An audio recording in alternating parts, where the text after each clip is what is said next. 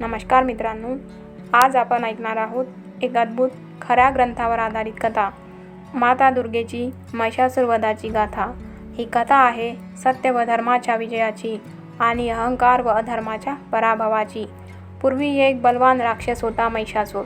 त्याने कठोर तपश्चर्या केली, हजारो वर्ष ब्रह्मदेवाला प्रसन्न करण्यासाठी यज्ञ केले। ब्रह्मदेव त्याच्यावर प्रसन्न झाले आणि म्हणाले, वर माग, तुझी मनोकामना पूर्ण होतील। महिषासुराने कपटीपणाने वर मागितला, मला कोणताही देव, कोणताही पुरुष कधीही मारू नये। ब्रह्मदेवाने ते वरदान दिले। आता त्याचा वध फक्त स्त्रीच्या हातून शक्य होता। वरदान मिळताच महिषासुर गर्विष्ठ झाला। त्याने देवांना युद्धाला बोलावले। इंद्रासकट अनेक देव त्यांच्या पुढे हरले। स्वर्गातून देवांना पळ काढावा लागला। महिषासुराने देवांचे सिंहासन ताब्यात घेतले। सर्व देव निराश झाले। तेव्हा विष्णू, शंकर, ब्रह्मा सर्वजण एकत्र जमले। सर्वांनी आपली दैवी शक्ती एकत्र केली। त्या तेजातून प्रगट झाली आदिशक्ती माता दुर्गा। 10 हात, प्रत्येक हातात एक शस्त्र, त्रिशूल, चक्र, धनुष्यबाण, वज्र, तलवार आणि वाहन सिंह। देवतांनी जयघोष केला, जय माता दुर्गा। महिषासुराने देवीला पाहून हसत म्हटलं, एका स्त्रीने मला पराभूत करायचं अशक्य। पण देवी शांतपणे म्हणाली, अधर्माचा शेवट नक्की होतो। तुझा गर्वच तुझ्या नाशाला कारणीभूत होईल। तेव्हा सुरू झाला भयंकर संग्राम।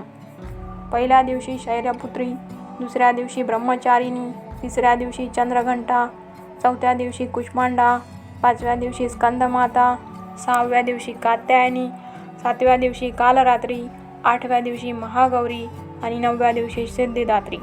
9 दिवस 9 रूपे। प्रत्येक दिवशी देवीने महिषासुराच्या लष्कराला पराभूत केले। 10व्या दिवशी महिषासुर स्वतः रणांगणात उतरला। तो कधी मैस झाला, कधी योद्धा, कधी विशाल पर्वतासारखा। देवी प्रत्येक रूपाला सामोरी गेली। सिंह गर्जला, शस्त्राचे टकराव झाले आणि शेवटी देवीने त्रिशूलाने महिषासुराच्या छातीवर प्रहार केला। तो जमिनीवर कोसळला। अधर्माचा अंत झाला।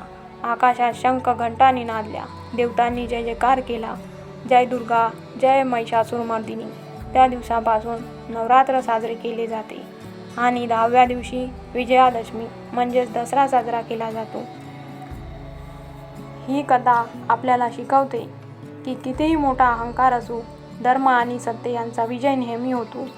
श्रद्धा, धैर्य आणि संयम असेल तर संकट कितीही मोठं असेल तरीही आपण जिंकतो।